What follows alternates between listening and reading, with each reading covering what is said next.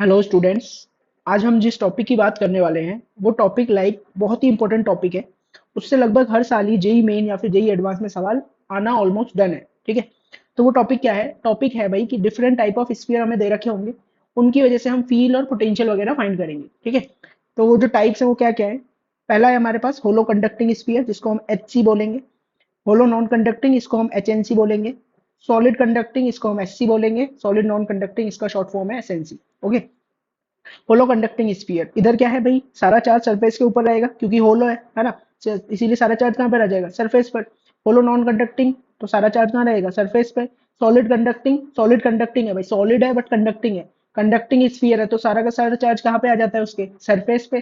तो solid conducting sphere में भी सारा चार्ज सरफेस पे रहेगा। सॉलिड नॉन कंडक्टिंग है, solid non non conducting sphere में क्या होगा? चार्ज बॉडी के अंदर भी रह सकता है। ठीक है, चार्ज बॉडी के अंदर भी रह सकता है। तो यहाँ से हमें देखने से मिल रहा है कि सर ये H C, H N G और एस सी, इनका तो लग रहा है हमको डिस्कशन सेम ही जाएगा क्योंकि इनके तो सरफेस पर ही चार्ज आ रहा है। सबके लिए हम सिग्मा ही डिफाइन करेंगे।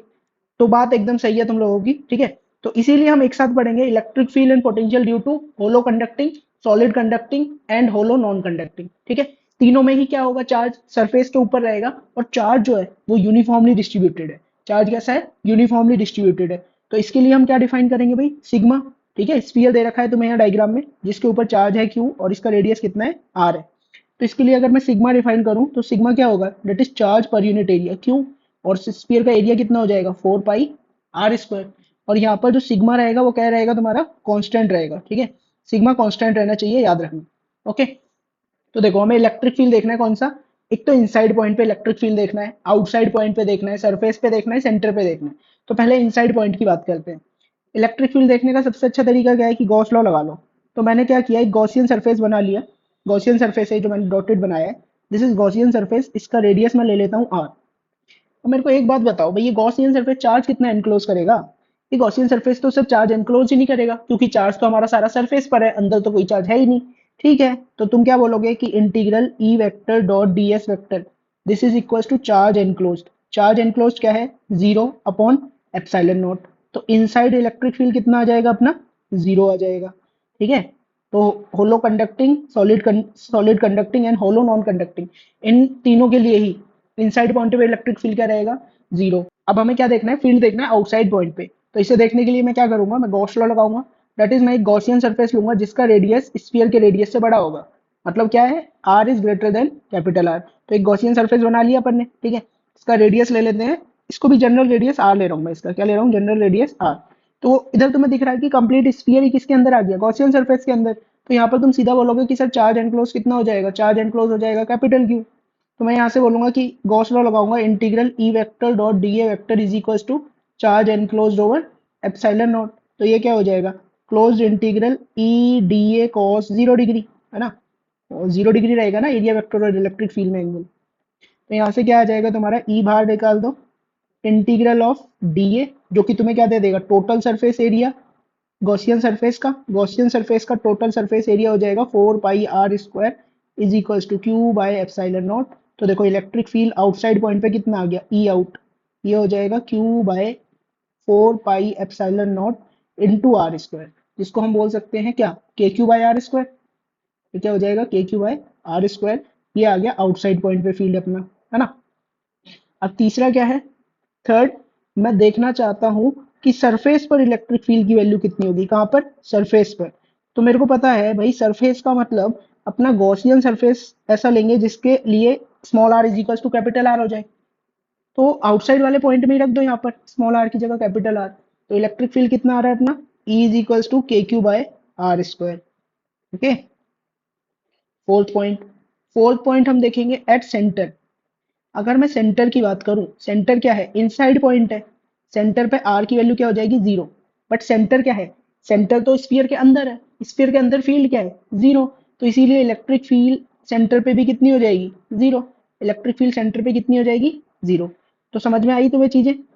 तो इसमें एक और चीज पूछी जाती है मेंस वगैरह में कि E versus are graph draw करो। E versus R, electric field versus are graph. तो क्या दिक्कत है? ई वर्सेस आर ग्राफ भी हम प्लॉट कर लेते हैं, क्या ही परेशानी है उसे बनाने में।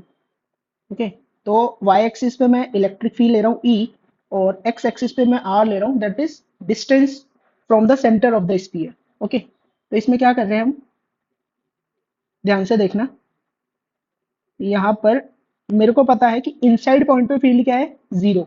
यहाँ पर मैं ले रहा हूँ r is equals to capital R, ये वाला डिस्टेंस क्या है, are is equals to capital R वाला। तो हमें पता था कि अगर आर की value less than capital R है, मतलब इस वाले रीजन में फील्ड क्या रहेगा, जीरो रहेगा। इसके बाद field r is greater than capital R, इस रीजन में फील्ड क्या हो जाएगा, k q by r square.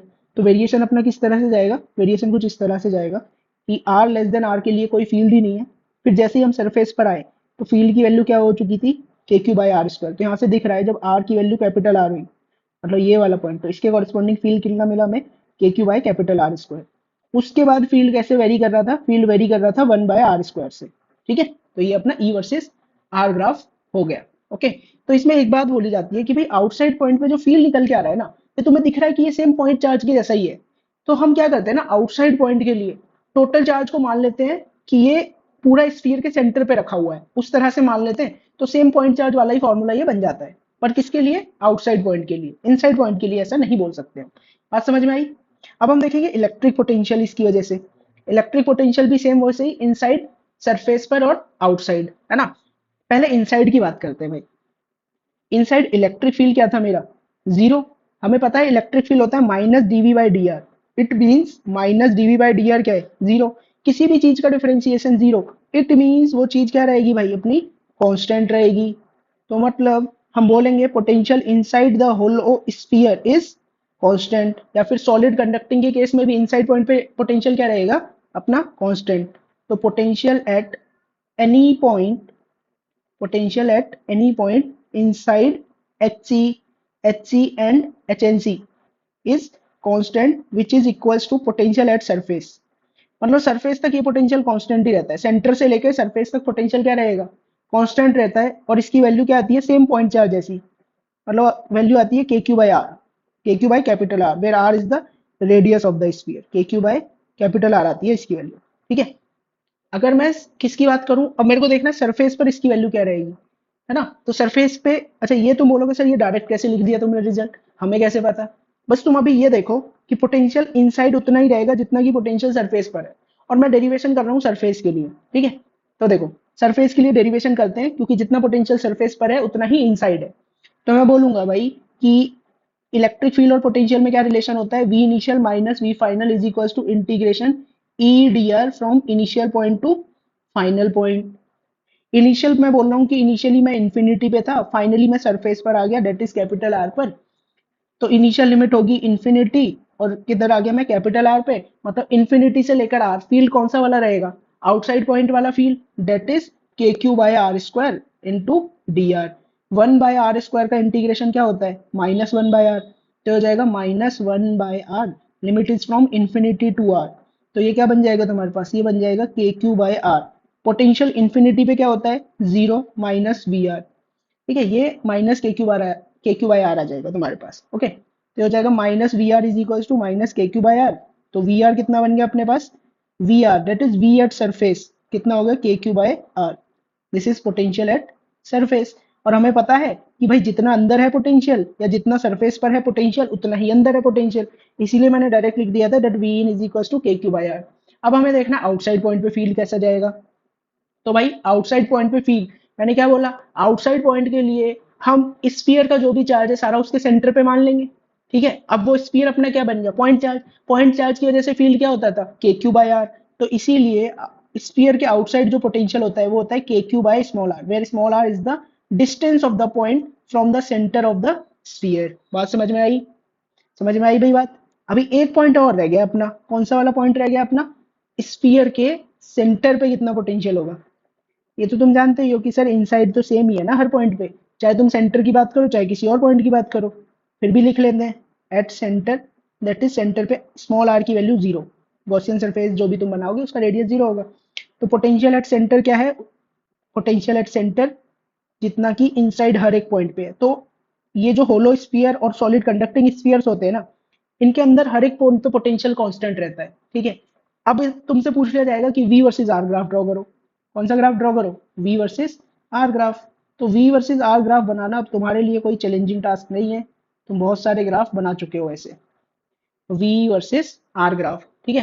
तो इसमें भी क्या लेंगे, यहाँ पर मैं एक रेंज ले लेता हूँ that this distance is r is equals to capital R। This distance is r is equals to capital R। तो देखो तुम्हें पता है कि r less than capital R, मतलब इस वाले रीजन में हम कहाँ पर है, स्फीयर के अंदर है। स्फीयर के अंदर तो पोटेंशियल कांस्टेंट रहता है, और रहता कितना है, के क्यू बाई आर। तो स्फीयर के अंदर ये जो पोटेंशियल है इसकी वैल्यू क्या है, k Q by capital R.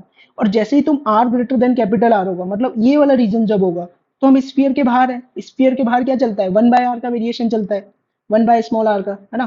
तो यहाँ पर वेरिएशन कैसे आ जाएगा, इस तरह से वन बाय स्मॉल आर वाला वेरिएशन आ जाएगा यहाँ पर। कौन सा वेरिएशन है ये, एक बार लिख लेते हैं, v is inversely proportional to r वाला, और अंदर पोटेंशियल क्या था, कांस्टेंट था। बात समझ में आई, कोई दिक्कत, ठीक है। तो ये तो इजी था, कोई ऐसा कोई बहुत ट्रिकी टास्क नहीं है, इजीली हम सबको आता है ये सब, बस गॉस लॉ ही लगाना अपने को। नेक्स्ट आगे बढ़ते हैं। We have to find out the electric field and potential due to solid non conducting. किसकी वजह से, सॉलिड नॉन कंडक्टिंग, मतलब इसके अंदर वॉल्यूम में भी चार्ज होगा और सरफेस पे भी चार्ज हो सकता है, ठीक है। तो इसके लिए क्या डिफाइन करेंगे हम, इसके लिए हम डिफाइन करते हैं वॉल्यूम चार्ज डेंसिटी। तो हम जो सॉलिड नॉन कंडक्टिंग की बात कर रहे हैं उसका रो कांस्टेंट है, रो वेरिएबल वाला केस भी हम पढ़ेंगे, पहले रो कांस्टेंट वाला केस समझते हैं। रो कांस्टेंट रहेगा, और जैसे यहाँ पे मेरे को एक स्फीयर दे रखा है, स्फीयर का रेडियस है आर, और इसके ऊपर तो मान लो इस पे टोटल चार्ज जो है ना, वो टोटल चार्ज इस पे क्यू है, टोटल क्यू चार्ज है, तो इसका रो क्या बोलोगे सर, इसका रो हो जाएगा चार्ज पर unit volume, that is q by 4/3 pi r cube. और क्या बोल सकते हो कि 3Q/4 पाई आर क्यू। समझ में आई बात, है ना। अब इनसाइड पॉइंट के लिए हमें क्या देखना है, फील्ड देखना है। तो तुम क्या करोगे, किसी भी जनरल आर पे जाकर एक गॉसियन सरफेस बना लोगे। तो भाई ये मैंने गॉसियन सरफेस बना लिया इनसाइड पॉइंट पे। इसका रेडियस मैं कितना ले रहा हूँ, इसका रेडियस मैं ले रहा हूँ स्मॉल आर। अब पहले मेरे को ये देखना है कि इसमें चार्ज एनक्लोज कितना होगा। ये केसेस मैं पहले ही बता चुका हूँ, लास्ट लेक्चर में ही मैंने ये बताया था, लास्ट टू लास्ट लेक्चर में, जहां पर हमने इलेक्ट्रिक फील्ड फाइंड किया था using Gauss law, applications of Gauss law वाले लेक्चर में, कि भाई स्फेरिकल सिमेट्रिक केस होता है, तो वहां पर तुम्हारा जो इलेक्ट्रिक फील्ड होता है, तुम सीधा उसको क्या बोलते हो सर, तुम उस केस में इलेक्ट्रिक फील्ड बोलते हो charge enclose by 4 pi epsilon not, यही बोलते हो या नहीं। और तुम्हें ये भी बताया था मैंने, इलेक्ट्रिक फील्ड क्या था, charge enclose by 4 pi epsilon naught into are square. और ये जो चार्ज एनक्लोज है ये किसके बराबर होता है, चार्ज एनक्लोज होता है integration rho of are 4 pi are square into D r, होता है या नहीं, ठीक है। चलो फिर यहाँ पर लिखते हैं, चार्ज एनक्लोज कितना हो जाएगा भाई, अपना जो चार्ज एनक्लोज होगा, चार्ज एनक्लोज बनेगा integration rho of r into 4 pi are square D r. और लिमिट कहाँ से कहाँ तक, जीरो टू स्मॉल आर तक, क्योंकि हमें वही वाला चार्ज बताना है जो इस छोटे वाले स्फीयर के अंदर है, और इस स्फीयर का रेडियस कितना है, स्मॉल आर है, तो जीरो टू स्मॉल आर तक के अंदर कितना चार्ज है वो हमें बताना है। भाई इस केस में रो क्या है, रो कांस्टेंट है, मतलब ये रो ऑफ आर कांस्टेंट है, तो इसे इंटीग्रेशन के बाहर ही निकाल दो। तो रो कांस्टेंट है, बाहर निकाल दिया, 4 पाई भी कांस्टेंट है, उसको भी बाहर निकाल दिया। इधर क्या बचेगा, integration r square D R, limit is from zero to small r. तो ये क्या बन जाएगा तुम्हारे पास, ये बन जाएगा 4 पाई रो r³ अपॉन कितना, 3। आज समझ में आई, ठीक है। अब देखो गॉस लॉ लगाओ, सीधा सीधा क्या बोलोगे तुम, कि सर ई इनसाइड आपने सीधा फॉर्मूला बता रखा है कि charge enclose upon 4 pi epsilon not r² लगा दो, तो लगा दो भाई, क्या ही दिक्कत है। तो ये हो जाएगा अपना 4 पाई रो r³ अपॉन 3, और पूरे के अपॉन में क्या आ जाएगा, 4 pi epsilon naught into r²। अब देखो कुछ टर्म कैंसिल हो रहे हैं, जैसे 4 पाई से 4 पाई गया, है ना, आर स्क्वायर से ये क्यूब चला जाएगा, तो एक आर बच जाएगा अपने पास। तो अंदर इलेक्ट्रिक फील्ड अपने पास कितना मिला, अंदर इलेक्ट्रिक फील्ड मिला ρr/3 एप्सिलॉन नॉट। कितना मिल गया अंदर electric field, ρr/3 epsilon naught, ठीक है। इसको क्यू के टर्म्स में अगर हमें लिखना हो तो कैसे लिखेंगे, बस रो को किससे रिप्लेस कर दो, रो को रिप्लेस कर दो 3Q/4 पाई r³ से, ठीक है। तो उससे रिप्लेस करोगे तो देखो अंदर इलेक्ट्रिक फील्ड तुम्हें क्या मिल जाएगा, KQR/R³ मिल जाएगा, KQR/R³ मिल जाएगा। तो याद रखना कि इनसाइड स्फीयर के, सॉलिड नॉन कंडक्टिंग स्फीयर के इनसाइड इलेक्ट्रिक फील्ड क्या होता है, ρr/3 एप्सिलॉन नॉट, या फिर KQR/R³, ρr/3 एप्सिलॉन नॉट या फिर KQR/R³। बहुत ही इंपॉर्टेंट है ये पॉइंट, ठीक है, याद रखेंगे ये वैल्यूज को। नेक्स्ट हमें देखना है कि आउटसाइड पॉइंट पे पोटेंशियल कितना होगा, सॉरी फील्ड कितना होगा आउटसाइड पॉइंट पे। Second case is outside. अगर मैं आउटसाइड देखूं, आउटसाइड मतलब are is greater than capital R, ठीक है। तो देखो आउटसाइड पॉइंट पे कैसे लिखेंगे, भाई आउटसाइड पॉइंट के लिए फिर से एक और गॉसियन सरफेस बना लो, लेकिन इधर क्या है, स्फीयर के आउटसाइड बनाएंगे इस बार जो गॉसियन सरफेस, ये गॉसियन सरफेस हो गया अपना। इसका रेडियस वही कोई भी जनरल रेडियस आर है इसका। तो इस बार अगर मैं पूछूं चार्ज एनक्लोज क्या होगा, तुम बोलोगे सर पूरा स्फीयर तो इस गॉसियन सरफेस के अंदर आ गया, तो चार्ज एनक्लोज तो कैपिटल क्यू ही हो जाएगा। बिल्कुल सही। ठीक है, तो बिल्कुल सही बात है भाई एकदम। तो चार्ज एनक्लोज कितना हो जाएगा अपना, चार्ज एनक्लोज हो जाएगा इस केस में कैपिटल क्यू। ठीक है, फिर से वही जो मैंने फॉर्मूला बता रखा है, ई आउटसाइड निकाले ना, ई इन क्यों लिखेंगे, ई आउटसाइड, ई आउटसाइड क्या हो जाएगा, तो हो जाएगा charge enclose upon 4 pi epsilon naught into are square. Charge enclose हो गया capital Q by 4 pi epsilon naught into are square. ये तो सर पॉइंट चार्ज वाला ही फॉर्मूला बन गया, बिल्कुल पॉइंट चार्ज वाला फॉर्मूला बन जाएगा। तो तुम्हारा ई आउट है ना, ई आउट क्या बन जाएगा, k q upon r square, where k is 1/4 pi epsilon naught. और इसको रो के टर्म्स में लिखना है, तो इधर से उठा के क्या करना, क्यू को एक बार लिख लेना रो के टर्म्स में। क्यू को रो के टर्म्स में क्या लिखोगे कि क्यू हो जाएगा sir rho into 4 pi are cube upon 3 बन जाएगा ये, है ना। ये बन जाएगा, ये इधर पुट कर देना, इधर पुट कर देना इसकी जगह। चलो पुट कर ही लो फिर। तो ये क्या बनाता है अपना rho into 4/3 pi are cube upon 4 pi epsilon naught into are square. तो देखो 4 पाई गया, क्या बन जाएगा E out, rho R cube upon 3 epsilon naught into small are square. ये रो के टर्म्स में हो गया, और क्यू के टर्म्स, दोनों के टर्म्स में हमने फॉर्मूला देख लिया ई आउटसाइड का। ठीक है, तो ये ई आउटसाइड का फॉर्मूला हो गया। अच्छा, अब इसमें एक और केस आता है कि अगर सेंटर पे हम बात करें, at centre, at centre, centre हमारा कैसा पॉइंट रहेगा भाई, इनसाइड पॉइंट रहेगा। इनसाइड पॉइंट और सेंटर पे स्मॉल आर की वैल्यू क्या हो जाएगी, जीरो। तो यहाँ से इनसाइड पॉइंट वाले फॉर्मूले में आर की वैल्यू जीरो रख दो, आर की वैल्यू जीरो रखोगे तो ई सेंटर पे क्या मिल जाएगा तुम्हें, जीरो। तो इलेक्ट्रिक फील्ड सेंटर पे क्या रहता है, एस एन सी के, zero. Solid non conducting sphere के केस में इलेक्ट्रिक फील्ड एट सेंटर क्या रह जाएगा अपना, जीरो हो जाएगा। बिल्कुल समझ में आई बात, है ना। अब मेरे को ड्रॉ करना है ई वर्सेस आर ग्राफ। क्या ड्रॉ करना है बच्चों, ई वर्सेस आर ग्राफ। तो ई वर्सेस आर ग्राफ ड्रॉ कर लेंगे, कोई बड़ी बात नहीं है भाई ई वर्सेस आर ड्रॉ करना अपने लिए। ओके, तो देखो यहाँ पर मैं क्या ले रहा हूँ, r is equal to capital R वाली लिमिट है मेरी ये। ठीक है, तो तुम्हें पता है r less than capital R, मतलब ये वाला रीजन, ये वाला रीजन, मतलब हम इलेक्ट्रिक फील्ड किधर देख रहे हैं, इनसाइड पॉइंट पे देख रहे हैं। इनसाइड पॉइंट मतलब ये वाला फॉर्मूला। और इसके अकॉर्डिंग क्या है भाई, ये बता रहा है हमें कि ई इनसाइड प्रोपोर्शनल टू आर चलेगा तुम्हारा, ई इनसाइड प्रोपोर्शनल टू आर चलेगा। तो मैं क्या करूंगा भाई, प्रोपोर्शनल टू आर है, चलो ठीक है, तो बना देते हैं, वेरिएशन कुछ इस तरह से हो जाएगा। Outside point r greater than capital R, that is ये वाला रीजन। आउटसाइड पॉइंट पे पॉइंट चार्ज जैसा है k Q by r square, तो 1/r² वेरिएशन चलेगा। तो इस केस में कैसे बन जाएगा, कुछ इस तरह से हो जाएगा ये। होगा या नहीं होगा, तो यहाँ पर क्या था, इस इनसाइड पॉइंट पे E in is proportional to R, outside point पर E out is inversely proportional to R square. ये क्या बन गया अपना ई वर्सेस आर ग्राफ। सीधा सीधा मेंस का सवाल है, सीधा पूछा हुआ है मेंस में। ठीक है, ये वाला कौन सा रीजन होता है अपना, इनसाइड वाला। ठीक है, लिख भी देता हूँ मैं एक बार। और ये वाला रीजन होता है कौन सा, आउटसाइड वाला। बात समझ में आई, इजी था, easy PG, not a big deal. Okay, next तुम्हें देखना है इलेक्ट्रिक पोटेंशियल देखना है, पहले वही inside point outside point in सारे केसेस के लिए। ओके, तो मैं पहले क्या कर रहा हूँ, इनसाइड पॉइंट पे क्या देख लेता हूँ भाई, पोटेंशियल देख लेता हूँ, किधर, इनसाइड पॉइंट पे आउटसाइड पॉइंट पे। तो एक काम करते हैं, पहले आउटसाइड पॉइंट पे देखते हैं, आउटसाइड पॉइंट पे देख पाना क्योंकि थोड़ा सा इजी है। हम किधर देख रहे हैं पहले, आउटसाइड पॉइंट पे। आउटसाइड मतलब small are is greater than capital R. बस एक ही रिलेशन अपने को पता है इलेक्ट्रिक फील्ड और पोटेंशियल के बीच का, that is V initial minus V final is equals to integration E vector dot d r vector from initial point to final point. Outside हूं मैं, इनिशियली मानूंगा इन्फिनिटी पे था, फाइनली मैं किसी भी जनरल डिस्टेंस आर पर हूं मैं। ठीक है, इनिशियली कहाँ था, इन्फिनिटी, और फाइनली किसी भी जनरल डिस्टेंस आर पर। आर कहाँ से है, सेंटर ऑफ स्फीयर से, लेकिन है कैसा, ये आउटसाइड पॉइंट है। ऐसा मान लो कि जो मैं पॉइंट की बात कर रहा हूँ, इस वाले पॉइंट की बात कर रहा हूँ, which is at a general distance r, इस तरह से। और इनिशियली मैं इन्फिनिटी पे था, इनिशियली इन्फिनिटी पे था, मतलब यहाँ पर पोटेंशियल क्या रहेगा, जीरो। यहाँ पर कुछ ना कुछ पोटेंशियल आएगा अपना, वी आउट वाला, तो वही यहाँ पे लिखा हुआ है ना। तो आउटसाइड जो मैं पता है फील्ड कितना होता है सर, कि ये होता है k Q by r square into D R. तो देखो ये क्या आ जाएगा कि इन्फिनिटी पे पोटेंशियल क्या होता है, zero, minus potential outside is equals to, k q constant है तो बाहर ले लो, 1/r² का इंटीग्रेशन हो जाएगा minus 1/r from infinity to r. तो लिमिट वगैरह रखोगे तो तुम्हारा आउटसाइड पोटेंशियल कितना आ जाएगा, k Q by small r. Sir ये तो वैसा ही है जैसे ऊपर ड्राइव किया था, बिल्कुल वैसा ही है, और है किसकी तरह, पॉइंट चार्ज की तरह। तो यहाँ भी इसको हम पॉइंट चार्ज मान सकते हैं फॉर आउटसाइड पॉइंट के लिए। ओके, नेक्स्ट हमें क्या देखना है, सेकेंड हम देखेंगे इनसाइड पॉइंट के लिए। किधर देखेंगे हम, इनसाइड पॉइंट पे पोटेंशियल कितना रहेगा। Next is inside point, that is inside point मतलब are is less than capital R.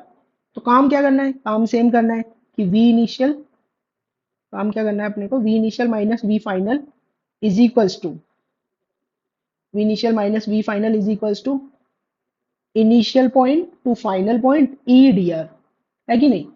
तो हम मान लेते हैं कि अपन पहले कहाँ पे थे, इनिशियली हम सरफेस पर थे, इनिशियली कहाँ पर थे हम, सरफेस पर।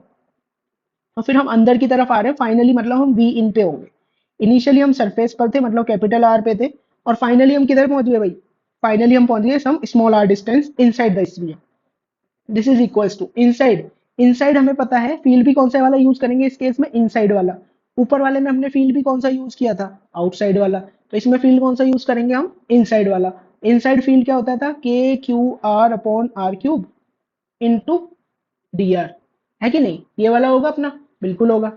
ओके, चलो अब कैलकुलेट करते हैं भाई, वी सरफेस पर क्या होगा, पहले अगर ये पता लग जाए तो अपना काम बन जाएगा। तो तीसरा केस इसी को लिख लो। तीसरा केस क्या है अपना, सरफेस पर हमें निकालना है पोटेंशियल कितना होगा।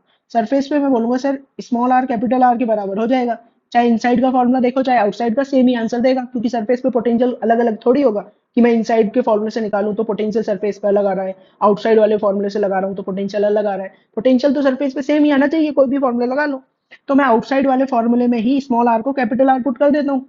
तो यहाँ से मेरे पास पोटेंशियल एट सरफेस कितना निकल के आ जाएगा बच्चों, ये आ जाएगा k q upon capital R. आज समझ में आ रही है, कितना आ गया सरफेस पे, के क्यू अपॉन कैपिटल आर। ठीक है, तो अब यहाँ पर रख लेते हैं अपन से अपनी जो डेरिवेशन चल रही थी, पोटेंशियल एट सरफेस।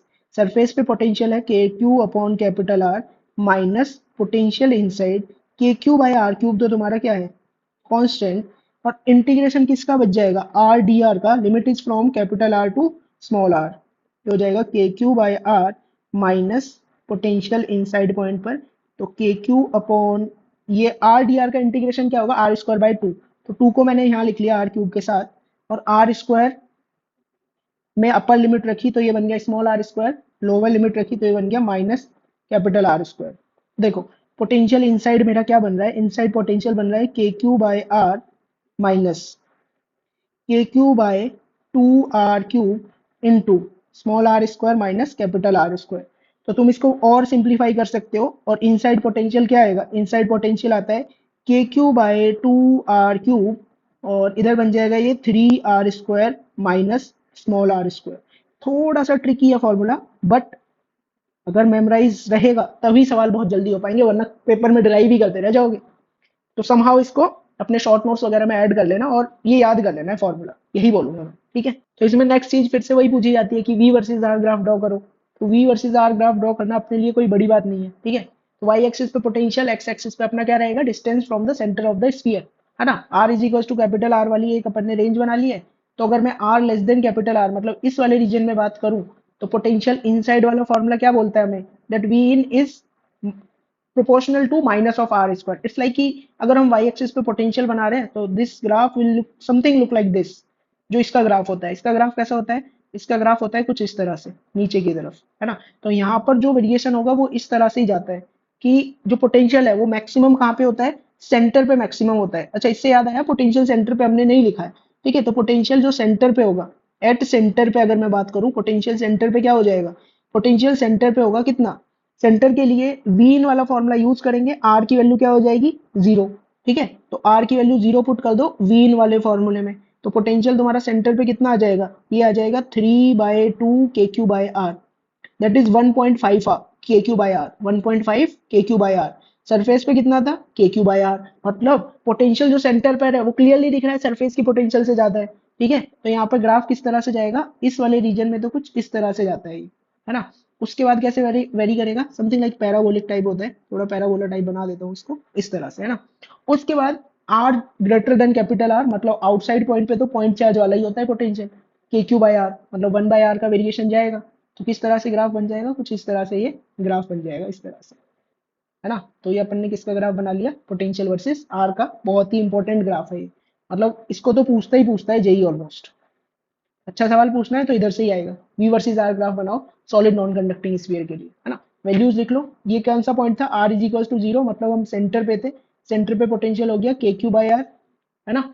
और ये किधर था, are is equal to capital R पे, R is equal to capital R पे पोटेंशियल होगा के क्यू बाई आर, है ना। और ई आउटसाइड पोटेंशियल जो आउटसाइड अपना वेरी कर रहा है, वो किस तरह से वेरी कर रहा है, वन बाय आर का, आर के फॉर्म से वो वेरी कर रहा है, ठीक है। अच्छा, इस पोटेंशियल एट सेंटर वाले फॉर्मूले में एक और चीज नोटिस करो, पोटेंशियल एट सेंटर इज 3/2 के क्यू बाई आर, वेर के क्यू बाई आर क्या है, पोटेंशियल जो कि सरफेस पर है ना। तो वीसी अपना क्या हो जाएगा इधर से, हम बोल सकते हैं potential at centre is 3/2 times the potential at surface. Potential at centre is 3/2 times the potential at surface, ठीक है। ये चीज ध्यान में रखेंगे अपने। ओके, बात समझ में आ रही है तुम लोगों को। चलो फिर नेक्स्ट अपन आते हैं प्रॉब्लम्स पर अब। तो देखो भाई, इस प्रॉब्लम में हमें एक नॉन कंडक्टिंग शेल दे रखी है। क्या दे रखी है हमें, एक नॉन कंडक्टिंग शेल दे रखी है, और हमें बताना है इलेक्ट्रिक फील्ड ए पॉइंट पे कितना होगा, बी पॉइंट पे कितना होगा, और सी पॉइंट पे कितना होगा, है ना। अंदर से मतलब इसका ये क्या था, पूरा सॉलिड नॉन कंडक्टिंग स्फीयर ही था, बस अंदर से तुमने इसका एक स्फीयर गायब कर दिया, ऐसे समझ लो। तो कैसे करेंगे, अब देखो इसके लिए तो अपन ने कोई फॉर्मूला पढ़ा नहीं। अब फॉर्मूला नहीं पढ़ा तो हमें कैसे जाना पड़ेगा, हमें सीधा लाइक प्रॉपर अप्रोच से ही जाना पड़ेगा, गॉस लॉ वगैरह से। तो ठीक है, करते हैं, कोई बड़ी बात नहीं है अपने लिए।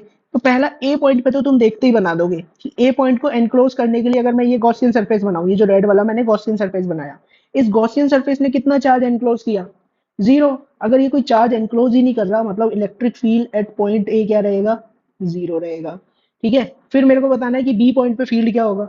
तो मैं एक गॉसियन सरफेस बनाऊंगा जो कि किसको एनक्लोज करेगा, बी को। तो वो गॉसियन सरफेस बना लेते हैं एक बार, है ना।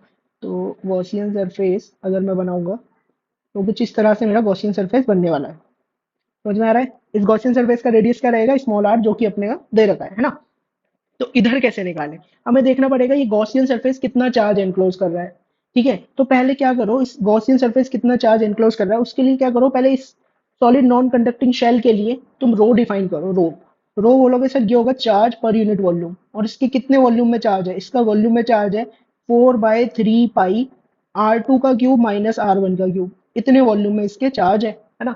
तो चार्ज डेंसिटी कितनी होगी, Q/4/3 पाई R2 का क्यूब माइनस R1 का क्यूब। अब मुझे चार्ज एनक्लोज देखना है, जो कि गॉसियन सरफेस ये जो बनाया है मैंने बी पॉइंट पर, इसमें कितना चार्ज एनक्लोज होगा। चार्ज एनक्लोज होगा भाई जो भी इसकी चार्ज डेंसिटी है into volume of the Gaussian surface, मतलब गॉसियन सरफेस ने कितने वॉल्यूम वाला चार्ज एनक्लोज कर रखा है। गॉसियन सरफेस सिर्फ इतने वॉल्यूम वाले चार्ज को एनक्लोज करेगा, कितने वॉल्यूम, इस वॉल्यूम में जो भी चार्ज आएगा, इस वॉल्यूम में जो भी चार्ज आएगा, गॉसियन सरफेस सिर्फ इतने ही चार्ज को क्या करेगा, एनक्लोज कर रखा होगा, है ना। तो ये वाला वॉल्यूम कितना हो जाएगा, ये वॉल्यूम हो जाएगा 4/3 pi small r cube minus R1 का क्यूब। रो की वैल्यू भी यहाँ पे रख दो। तो रो की वैल्यू रखेंगे हम Q/4/3 पाई आर क्यूब, ठीक है। तो ये क्या हो गया अपना, रो हो गया into 4/3 pi small r cube minus R1 का क्यूब। तो देखो यहाँ पर 4/3 पाई, 4/3 पाई तो कैंसिल हो गया। तो गॉसियन सरफेस ने चार्ज कितना एनक्लोज किया, Q small r cube minus R1 का क्यूब अपॉन R2 का क्यूब माइनस R1 का क्यूब। इतना गॉसियन सरफेस ने चार्ज एनक्लोज किया। मैं सीधा बोलूंगा भाई, गॉसियन सरफेस की वजह से बी पॉइंट पर फील्ड क्या होगा, बी पॉइंट पे फील्ड होगा जो भी गॉसियन सरफेस ने चार्ज एनक्लोज किया, divided by 4 pi epsilon naught into are square. ये तो जनरल फॉर्मूला है ना स्पेरिकल सिमेट्री के लिए, बताया ही था ये, है ना। तो कितना हो जाएगा ये, Q into R cube minus R1 का क्यूब, मैं चार्ज एनक्लोज की वैल्यू पुट कर रहा हूँ यहाँ पर, upon 4 pi epsilon naught R square into R2 का क्यूब माइनस R1 का क्यूब। ये हो जाएगा मेरा बी पॉइंट पर इलेक्ट्रिक फील्ड। ओके, अब अपने को क्या देखना है कि सी पॉइंट पे इलेक्ट्रिक फील्ड क्या होगा। तो इसके लिए क्या करोगे, तुम एक गॉसियन सरफेस बनाओगे जो कि इस तरह से सी पॉइंट से पास करेगा। तो ये गॉसियन सरफेस तो ये तो सारा चार्ज एनक्लोज कर ले रहा है, जो भी अपने एसएनसी के ऊपर था। तो इसीलिए यहाँ पर चार्ज एनक्लोज कितना हो जाएगा, कैपिटल क्यू के बराबर, ठीक है। तो सी पॉइंट पर मैं फील्ड क्या बोलूंगा, सीधा बोलूंगा charge enclose that is capital Q upon 4 pi epsilon naught into are square. तो सी पॉइंट पे फील्ड लिखना तो कोई बड़ी बात थी नहीं, आ गया इजिली, ठीक है। तो सी पॉइंट पे फील्ड बता दिया, बी पॉइंट पे बता दिया, और ए पॉइंट पे बता दिया। सी पॉइंट पे ये बोलोगे सर आर तो अब हमने बी वाले के लिए डिफाइन किया था, ये जनरल आर है। जनरल आर मतलब मैं इसको भी आर ही बोल रहा हूँ, इसको भी क्या बोल रहा हूँ, आर। लेट से चलो आर डैश बोल दो। तो यहाँ पर भी इसको रिप्लेस कर दो आर डैश का स्क्वायर, ठीक है। यहाँ पर भी क्या हो जाएगा, आर डैश का स्क्वायर। ये हो गया सी पॉइंट पे फील्ड। कोई बड़ी बात, कोई दिक्कत? ठीक है। एक बार खुद से इसको ट्राई करने की कोशिश करेंगे। ओके, खुद से ट्राई करो एक बार, कर पा रहे हो या नहीं। काफी अच्छा प्रॉब्लम है ये, जेई एडवांस टाइप कॉन्सेप्ट है ये, अगर देखा जाए तो। ओके, नेक्स्ट आओ भाई। इस बार हमारे पास रो कांस्टेंट नहीं है। सॉलिड नॉन कंडक्टिंग स्फीयर दे रखा है, लेकिन उसका रो है वो वेरी कर रहा है आर के साथ। Rho is equal to some rho naught into R. अभी तक हम देख रहे थे रो क्या रहता था, कांस्टेंट रहता था। तो हमें इलेक्ट्रिक फील्ड बताना है for R less than R, मतलब इनसाइड पॉइंट पे, और इलेक्ट्रिक फील्ड बताना है for R greater than capital R, that is outside point पे। तो वन बाय वन करते हैं। पहले मैं क्या करता हूँ, इनसाइड पॉइंट के लिए करता हूँ। ए केस है अपना कौन सा, R less than capital R के लिए। उसके लिए मैं क्या करूंगा, एक गॉसियन सरफेस बनाऊंगा। ठीक है, तो एक गॉसियन सरफेस बना लेते हैं इनसाइड दिस स्फीयर।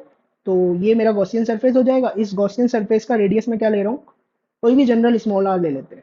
ओके, तो ये गॉसियन सरफेस का रेडियस क्या है, कुछ भी अपना स्मॉल आर। तो ये चार्ज इनक्लोज कितना करेगा, बता चुका हूँ। चार्ज एनक्लोज का जनरल फॉर्मूला क्या होता है, चार्ज एनक्लोज का जनरल फॉर्मूला होता है स्पेरिकल सिमेट्री की है इसमें, rho of R into 4 pi are square D R. ठीक है, तो यहाँ पर क्या हो जाएगा, इनसाइड पॉइंट है तो लिमिट जाएगी 0 to small R. Rho of R कितना है, रो नॉट इंटू आर। तो ये हो जाएगा rho naught into R into 4 pi are square into D R. तो 4 पाई रो नॉट कॉन्स्टेंट है, उसको बाहर निकाल दो। 4 पाई रो नॉट कॉन्स्टेंट है, बाहर निकाल दिया। Integration R cube D are, limit is from 0 to small R. R cube का इंटीग्रेशन क्या होगा, आर पावर 4 अपॉन 4। तो हो जाएगा 4 पाई रो नॉट, और लिमिट वगैरह रखोगे तो ये बनेगा आर पावर 4 अपॉन 4। ठीक है, 4 से 4 कैंसिल हो जाएगा, तो कितना आ जाएगा ये, pi rho naught R power 4। तो इलेक्ट्रिक फील्ड इनसाइड सीधा जनरल फॉर्मूला यूज करेंगे, जो कि क्या होता है, charge enclose over 4 pi epsilon naught into are square. Charge enclose कितना आ गया अपना, यही तो था charge enclose. This is pi rho naught R to the power 4 upon 4 pi epsilon naught into are square. तो देखो तुम्हारा ई इन का फॉर्मूला क्या बन गया, ई इन का फॉर्मूला बन गया rho naught R square upon 4 epsilon naught. ये बन गया ई इन का एक्सप्रेशन। ठीक है, अब हमें क्या देखना है, ई आउट देखना है। ई आउट के लिए मैं क्या करूंगा, फिर से एक गॉसियन सरफेस बनाऊंगा। तो ये इस बार गॉसियन सरफेस बनेगा कुछ इस तरह से, है ना। गॉसियन सरफेस का जनरल रेडियस हम क्या लेंगे, स्मॉल आर ही लेके चलेंगे, बट इस time small are is greater than capital R. तो फिर से चार्ज एनक्लोज देखना पड़ेगा इसमें। भाई इसमें चार्ज एनक्लोज के लिए फॉर्मूला तो यही यूज करूंगा मैं, फॉर्मूला तो सेम ही चलेगा, बट लिमिट कहाँ से कहाँ तक जाएंगी। ये गॉसियन सरफेस एनक्लोज कर रहा है charge from R is equal to zero to R is equal to capital R, मतलब सरफेस तक जो भी चार्ज है। तो यहाँ पर लिमिट जाएंगी 0 टू कैपिटल आर जाएंगी भाई। ठीक है, तो सेम ही फॉर्मूला यूज करेंगे हम, जो कि अपन ने इधर यूज किया था, क्योंकि जनरल फॉर्मूला ये है तो अपना। ओके, तो हम कौन सा केस देख रहे हैं, हम बी वाला केस देख रहे हैं आउटसाइड पॉइंट के लिए, that is R is greater than capital R. तो आउटसाइड पॉइंट के लिए चार्ज एनक्लोज कितना हो जाएगा, rho of are 4 pi are square D R, but limit जाएंगी 0 to capital R. Rho of R कितना दे रखा है अपने को, rho naught into R into 4 pi are square D R, limit is from 0 to capital R. तो इस integration को वैसे ही ऊपर की तरह सॉल्व कर लेना। तो ये तुम्हारे पास फाइनल आएगा pi rho naught R to the power 4, capital R to the power 4। तो ई आउटसाइड फिर से general formula, charge enclose upon 4 pi epsilon naught into are square. Charge enclose कितना हो गया, pi rho naught R to the power 4 upon 4 pi epsilon naught into are square. तो देखो भाई क्या बन गया, rho naught R to the power 4 upon 4 pi epsilon naught into are square. ये आ गया अपना किसका फॉर्मूला, ई आउटसाइड का फॉर्मूला आ गया ये, है ना। अब इसमें जो ऑब्जर्व करने वाली बात है ना भाई, उसको देखो, वो बहुत मेहनत बचाने वाली है तुम्हारी। तो देखो इसमें क्या आया तुम्हारा, ई इन आ रहा था प्रोपोर्शनल टू आर स्क्वायर, और ई आउट जो आ रहा था अपना, वो आ रहा था प्रोपोर्शनल टू 1/r स्क्वायर, है ना। तो एक बहुत ही इंपॉर्टेंट पॉइंट है, और वो पॉइंट क्या है, नोट करके लिख लेना अपनी नोटबुक में। नेट नोट, नोट ये है कि अगर तुम्हारी चार्ज डेंसिटी रो ये वेरी करती है आर की पावर एन से, तो स्फेरिकल केस में ई इनसाइड जो होगा वो प्रोपोर्शनल जाएगा आर की पावर एन प्लस वन से, और ई आउटसाइड जो होता है वो हमेशा ही प्रोपोर्शनल जाता है 1/r स्क्वायर से। बहुत ही इंपॉर्टेंट बात, ठीक है, एकदम बिल्कुल दिमाग में प्रिंट कर लेना इसको। जैसे यहाँ पर देखो, यहाँ पर रो में क्या दे रखा था, rho is equal to rho naught R दे रखा था। It mean rho is proportional to R की पावर 1। तो ई इनसाइड क्या जाएगा, आर की power N plus one, that is 1 + 1 2। तो यहाँ पर हमें दिख भी रहा है कि ई इन प्रोपोर्शनल टू आर स्क्वायर आया, और ई आउट तो हमेशा ही 1/r² होता है, तो 1/r² ही लिखा हुआ है। ठीक है, तो देखो भाई ये किस तरह से हमारी हेल्प करता है, ये जो ट्रिक है। ये अब इधर देखो भाई, इसका एप्लीकेशन इस क्वेश्चन में क्या दे रखा है कि a sphere of radius capital R, इसकी वॉल्यूम चार्ज डेंसिटी दे रखी है rho is proportional to R square, है ना, rho is equal to rho naught R square. You have to find out the electric field at r/2, that is inside point है, और 2r जो कि अपना आउटसाइड पॉइंट है, from the centre of the sphere. तो इसमें क्या है ना, अब मैं पूरा एक्सप्रेशन ड्राइव नहीं करूंगा भाई, बहुत मेहनत लगती है उसके लिए, मैं सीधा शॉर्ट ट्रिक यूज करूंगा। शॉर्ट ट्रिक क्या है, मेरे को पता है कि भाई ई इनसाइड क्या जाएगा, मेरे को पता है मेरा जो ई इनसाइड है वो क्या जाएगा, ये क्या है आर की पावर एन, एन क्या है 2, तो मतलब ई इनसाइड प्रोपोर्शनल जाएगा n+1 दैट इज 3। और जो मेरा ई आउटसाइड होता है वो तो हमेशा जाता है 1/r² का वेरिएशन। तो मैं बोलूंगा E at R is equals to r/2 upon किसका रेशो लेना था मेरे को, E at R is equals to 2r outside point. तो इनसाइड पॉइंट पे वेरिएशन है r³ का, मतलब r/2 का क्यूब जाएगा, और आउटसाइड पॉइंट पे क्या जाएगा 1/r², मतलब 1/2r का स्क्वायर जाएगा। तो ये तुम्हारा बनेगा 1/8r³ अपॉन 1/4r²। अब इसमें क्या करो ना, रेशो है ना, रेशो में r³ वगैरह नहीं आता, r आता ही नहीं है रेशो में। तो क्या करो, इस रेशो को हटा देना, r वगैरह हटा देना जो भी आ रहे होंगे। तो ओवरऑल तुम्हारा आंसर क्या आ जाएगा 1/2। ठीक है, तो ये बचने का तरीका है पूरे डेरिवेशन से। अगर तुम्हें वेरीफाई करना है तो तुम इधर से भी कर सकते हो कि पहले ई इन के लिए एक्सप्रेशन फाइंड करो, ई आउट के लिए एक्सप्रेशन फाइंड करो, देन तुम रेशो कैलकुलेट करो। तो ये बहुत ही शानदार ट्रिक है, बहुत ही ज्यादा टाइम अपना सेव कर देती है अच्छे सवालों में, एडवांस लेवल सवाल जो आएंगे उसमें ये हमारी हेल्प करेगी काफी ज्यादा। ओके, समझ में आई बात। चलिए फिर अब नेक्स्ट प्रॉब्लम की तरफ बढ़ते हैं। तो देखो ये वाला जो सवाल है ना, ये वाला सवाल एक बहुत ही अच्छा प्रॉब्लम है, और ये जेई एडवांस जेई मेन दोनों में ही पूछा जा चुका है। ठीक है, तो इसमें क्या दे रखा है, हमें एक स्फीयर दे रखा है जिसकी वॉल्यूम चार्ज डेंसिटी क्या है कांस्टेंट, और इस स्फीयर का रेडियस कितना है 4r।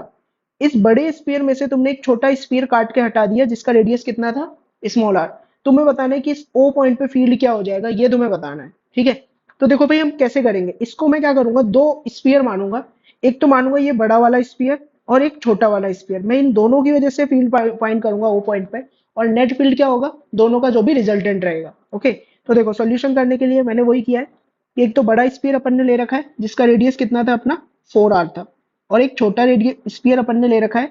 छोटे स्फीयर पे मैंने माइनस चार्ज माना, ऐसा क्यों, ये इसीलिए माना कि मान लो ये जो छोटा स्फीयर है ना, ये जो छोटा स्फीयर है, अगर मैं यहाँ पर इस छोटे स्फीयर को उठा के यहाँ रख दूं, यहाँ रख दूं, इट्स लाइक यहाँ पर क्या था, पहले से पॉजिटिव चार्ज था, अब उतना ही अगर नेगेटिव चार्ज आ जाए तो यहाँ पर ओवरऑल क्या बन जाएगी, कैविटी बन जाएगी, मतलब चार्ज फ्री रीजन बन जाएगा या नहीं बन जाएगा, चार्ज फ्री रीजन बन जाएगा। तो इसीलिए मैंने क्या किया, मैंने माना कि यहाँ पर कितना रखा हुआ था, उतना ही नेगेटिव चार्ज रखा था, सो डेट नेगेटिव पॉजिटिव जीरो हो गए। इसीलिए मैंने क्या माना कि जो छोटा स्फीयर है जो यहाँ से हमने काट के गायब किया था, इसके ऊपर हमने मान लिया कि नेगेटिव चार्ज है, सो डेट कि मैं अगर इसको दोबारा से उठा के यहाँ पे रखूंगा तो उतना ही नेगेटिव चार्ज यहाँ पर रख दिया, और पहले से उतना ही पॉजिटिव यहाँ यहाँ पे था। तो ओवरऑल क्या बन जाएगा, ये वाला रीजन ये चार्ज फ्री रीजन बन जाएगा, न्यूट्रल रीजन बन जाएगा। बात समझ में आई।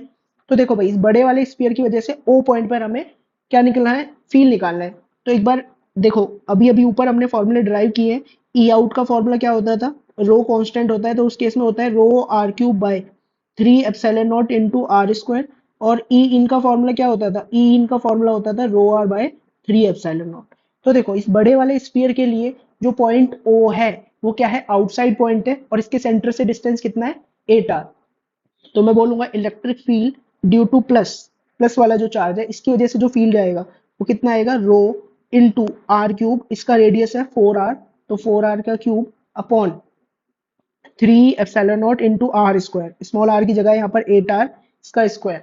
तो ओवरऑल इसको कैलकुलेट करेंगे हम, तो ये कितना आ जाएगा, ये आ जाएगा ρr/3 एप्सिलॉन।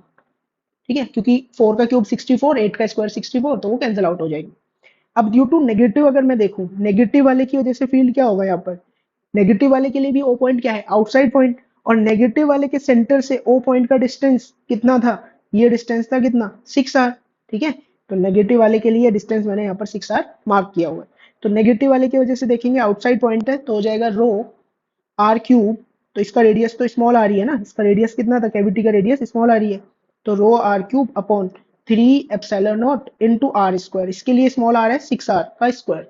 तो ये आ जाएगा तुम्हारे पास, और ये माइनस रो है, ये क्या है यहाँ पर माइनस रो है, ठीक है। तो यहाँ ये आ जाएगा minus rho R by 108 epsilon not.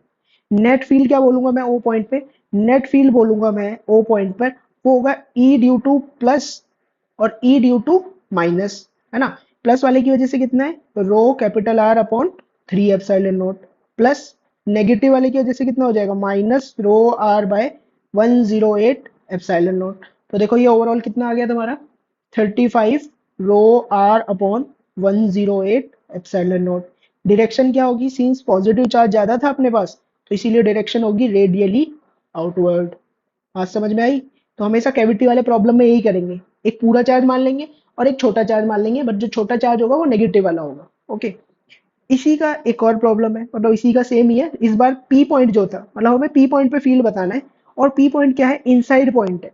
बड़े वाले स्फीयर के लिए इनसाइड पॉइंट है, लेकिन छोटे वाले स्फीयर के लिए कैसा है, ये आउटसाइड पॉइंट है, ठीक है। तो नेट फील्ड में क्या बोलूंगा, नेट फील्ड में बोलूंगा पी पॉइंट पर कि electric field due to positive plus electric field due to negative sphere. Positive sphere के लिए अगर मैं देखूं, पॉजिटिव स्फीयर के लिए ये कैसा पॉइंट है, इनसाइड पॉइंट है। डिस्टेंस कितना है इसके सेंटर से, 2r। तो rho R by 3 epsilon naught, rho small R, inside point का फॉर्मूला क्या होता है, ई इनसाइड का formula, rho R upon 3 epsilon naught. तो हो जाएगा रो आर कितना हो जाएगा 2r upon 3 epsilon naught plus E negative वाले की वजह से, ये जो स्मॉल स्फीयर है इसको कैसा मान के चलेंगे हम, नेगेटिव लेके चलेंगे, है ना, नेगेटिव लेके चलेंगे। तो इसकी वजह से हो जाएगा माइनस रो, इसके लिए पॉइंट कैसा है, इसके लिए पी पॉइंट है भाई, स्मॉल वाले स्फीयर के लिए तो पी पॉइंट आउटसाइड पॉइंट है, इसके तो बाहर ही रखा हुआ है ना। और इसके सेंटर से डिस्टेंस कितना है इसका 4r हो जाएगा, है कि नहीं, सेंटर से डिस्टेंस हो जाएगा 4r। तो इसके लिए बाहर वाला फॉर्मूला लगेगा, that is rho R cube by 3 epsilon naught into are square, rho R cube means radius का cube upon 3 epsilon naught into small R का स्क्वायर। स्मॉल आर कितना है 4r, इसके सेंटर से डिस्टेंस पी पॉइंट का, तो 4r का square bracket close. तो ये कितना आ जाएगा rho R upon 3 epsilon naught, और ये हो जाएगा 2 माइनस 1/16। तो ओवरऑल कितना आ जाएगा ये 13 रो आर अपॉन 48 एप्सिलॉन नॉट आ जाएगा, इसको सॉल्व करोगे तो, ठीक है। डायरेक्शन क्या रहेगी, रेडियली आउटवर्ड ही रहेगी, क्योंकि पॉजिटिवली चार्ज स्फीयर था, इसीलिए डायरेक्शन क्या रहेगी, रेडियली आउटवर्ड। बात समझ में आई, ठीक है। अब आते हैं नेक्स्ट प्रॉब्लम पे। One of the important topic या क्वेश्चन ऑफ टूडेज क्लास, ठीक है, एडवांस में एज इट इज उठ के आया हुआ है ये, विद मैग्नीट्यूड एंड डायरेक्शन सब पूछा हुआ है, ठीक है। तो सारे पॉइंट इसके हम डिस्कस कर लेते हैं। It is really really important for JEE advance and JEE mains दोनों के लिए। यहाँ पे क्या किया है हमने, एक अपने पास पॉजिटिवली चार्ज स्फीयर हुआ करता था, है ना, पॉजिटिवली चार्ज स्फीयर हुआ करता था, उसमें से मैंने क्या किया, एक स्फीयर रिमूव कर दिया, कैविटी बना दी, है ना, ऐसे कैविटी बना ली।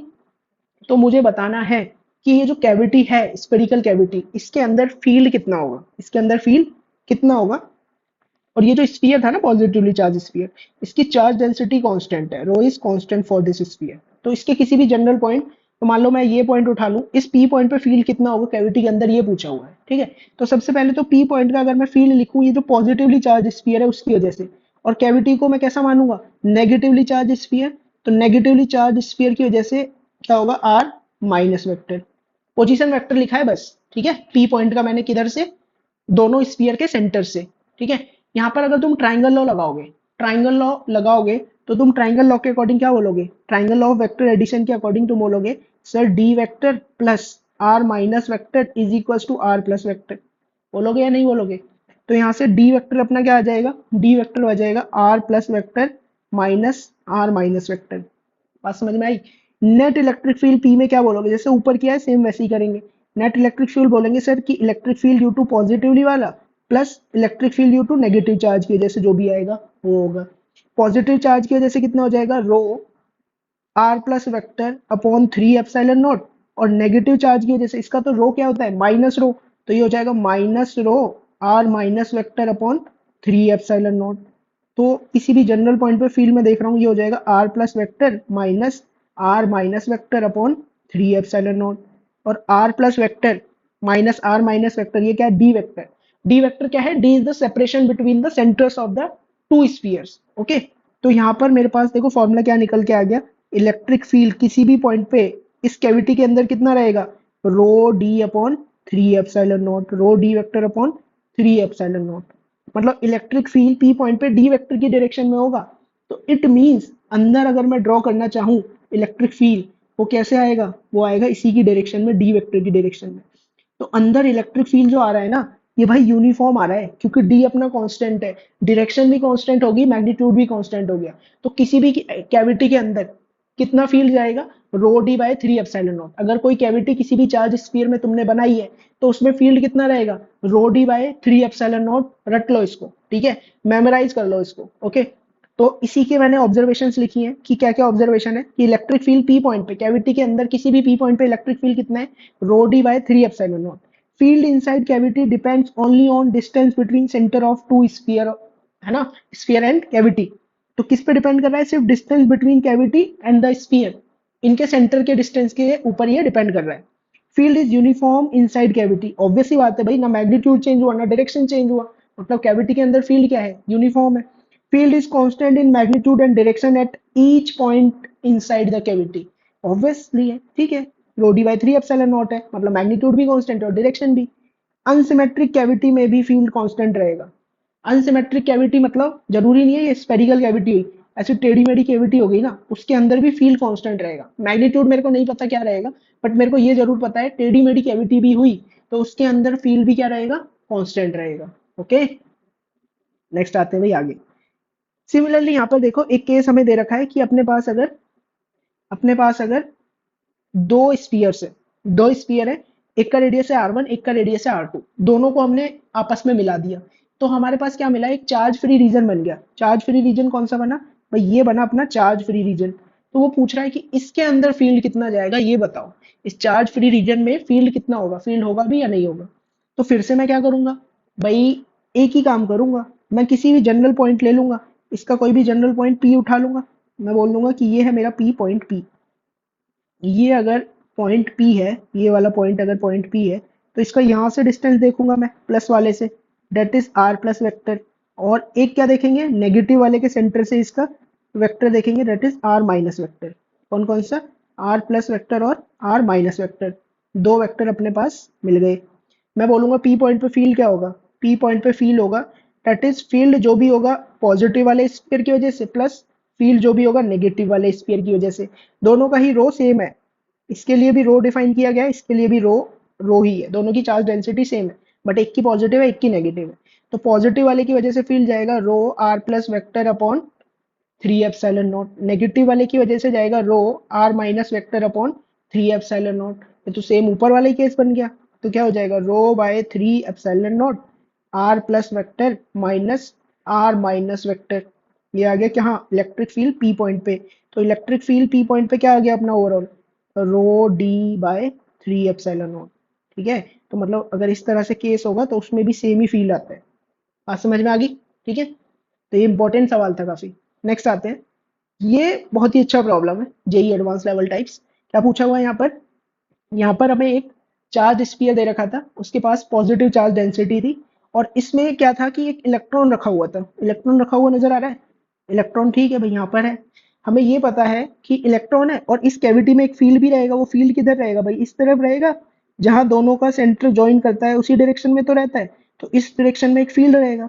तो इस इलेक्ट्रॉन पे फोर्स कितने लग जाएगी, अपोजिट टू फील्ड, मतलब इलेक्ट्रॉन पे फोर्स इस तरह से लगेगी। तो इलेक्ट्रॉन कुछ टाइम बाद यहाँ पे टकरा जाएगा, इधर टकरा जाएगा। तो हमसे क्या पूछा हुआ है, find out the time when electron again hits the surface. मतलब इलेक्ट्रॉन जब दोबारा इस सरफेस को टकराएगा ना, इलेक्ट्रॉन जब दोबारा इस सरफेस से टकराएगा, वही पूछा हुआ है कि उसमें कितना टाइम लगेगा। And you have to find out the distance moved by the electron, और इलेक्ट्रॉन ने कितना डिस्टेंस मूव किया, ये पूछा हुआ है। ओके, और ये ग्रेविटी फ्री स्पेस है, यहाँ पर कोई ग्रेविटी वगैरह नहीं है, और इलेक्ट्रॉन को हमने जस्ट रेस्ट से रिलीज किया है। तो एक बात तो मैं श्योर एंड सर्टेन बोल सकता हूँ कि इलेक्ट्रिक फील्ड कैसे जाएगा इस डायरेक्शन में, इस तरह से कुछ इलेक्ट्रिक फील्ड जाएगा। और ये ई वेक्टर का मैग्नीट्यूड होगा कितना, ई वेक्टर का मैग्नीट्यूड होगा रो डी, लेकिन यहाँ पर डी नहीं एल है, rho L by 3 epsilon naught. तो इलेक्ट्रॉन मेरा किस तरह से जाएगा, किधर जाएगा भाई, इलेक्ट्रॉन मेरा इधर से उठ के इधर आ जाएगा, है ना। तो इसके लिए हम एक बात बोल सकते हैं कि ये वाला डिस्टेंस कितना होगा, ये distance moved by the electron, this distance is D. D बोल रहा हूँ मैं इस डिस्टेंस को, इलेक्ट्रॉन ने जो डिस्टेंस मूव किया। और मेरे को इस कैविटी का रेडियस दे रखा है बी, ठीक है। तो मैं यहाँ से देखो क्या बोल सकता हूँ कि भाई अगर ये भी क्या रहेगा, बी के बराबर, बी बी। तो यहाँ पर क्या करो, एक राइट एंगल ट्राइंगल बना लिया। ये एंगल 45 था, तो ये वाला एंगल भी क्या रहेगा, 45। तो ये वाली साइड कितनी आ जाएगी, B sine 45, that is B by root two. ये डिस्टेंस भी क्या आ जाएगा, सेम ही है, बी बाय रूट टू। तो डिस्टेंस मूव्ड बाय इलेक्ट्रॉन कितना आ गया, twice of B by root two. Distance moved by electron कितना आ जाएगा अपने पास, distance moved by electron, this is equals to twice of B by root two. या फिर ऐसे लिख लो, B by root two plus B by root two, है ना। तो ये कितना आ जाएगा, two B by root two. तो ओवरऑल कितना हो जाएगा, ये रूट टू इंटू बी। ठीक है, ये तो हमने निकाल लिया कि इलेक्ट्रॉन ने इतना डिस्टेंस मूव किया। अब सीन्स इलेक्ट्रॉन किस में रखा हुआ है भाई, इस रीजन के अंदर फील्ड क्या है, यूनिफॉर्म। इलेक्ट्रॉन किस में रखा हुआ है, यूनिफॉर्म फील्ड में रखा हुआ है। तो मैं क्या बोलूंगा, इलेक्ट्रॉन पे फोर्स कितनी लगेगी, फोर्स ऑन इलेक्ट्रॉन बताओ। फोर्स ऑन इलेक्ट्रॉन, तो तुम बोलोगे सर जो भी इलेक्ट्रॉन पे चार्ज है इनटू इलेक्ट्रिक फील्ड। तो ये कितना आ जाएगा, रो L E upon three epsilon not. अब मैं अगर तुमसे बोलूं कि बताओ इलेक्ट्रॉन का एक्सीलरेशन कितना होगा, तो फोर्स है ये, तो फोर्स को लिखता हूं मैं मास इंटू एक्सीलरेशन। तो m into A is equals to rho L E upon three epsilon naught. तो इलेक्ट्रॉन का एक्सीलरेशन कितना आ गया अपने पास, ये आ गया rho L E upon three epsilon naught into M. और ये एक्सीलरेशन कांस्टेंट है, it means kinematics equation of motion लगा सकता हूं मैं इलेक्ट्रॉन के डायनामिक्स को स्टडी करने के लिए। ठीक है, तो मेरे को पता है कि भाई इलेक्ट्रॉन का डिस्प्लेसमेंट इस डायरेक्शन में हुआ कितना, डी डिस्प्लेसमेंट। डी की वैल्यू मेरे पास कितनी आ गई, डी की वैल्यू मेरे पास है रूट टू बी। ठीक है, मेरे को एक्सीलरेशन भी पता है, इनिशियल वेलोसिटी भी पता है। तो मैं क्या करूंगा, मैं सीधा काइनेमेटिक इक्वेशन लगाऊंगा, that is S is equals to U T plus half A T square. Electron की इनिशियल वेलोसिटी जीरो थी, ये पूरा टर्म गायब, है ना। डिस्प्लेसमेंट कितना हुआ इलेक्ट्रॉन का, डी हाफ। एक्सीलरेशन कितना है, एक्सीलरेशन है rho L E upon three epsilon naught into M. Time कितना लगा, टी स्क्वायर, है ना। तो यहां से देख लो भाई टाइम कितना आ गया, टाइम निकाल लो। ये क्या हो गया था अपना, रूट टू बी। डी की वैल्यू कितनी थी, रूट टू बी थी। तो ये आ जाएगा root two B is equals to rho L E upon six epsilon naught into M into T square.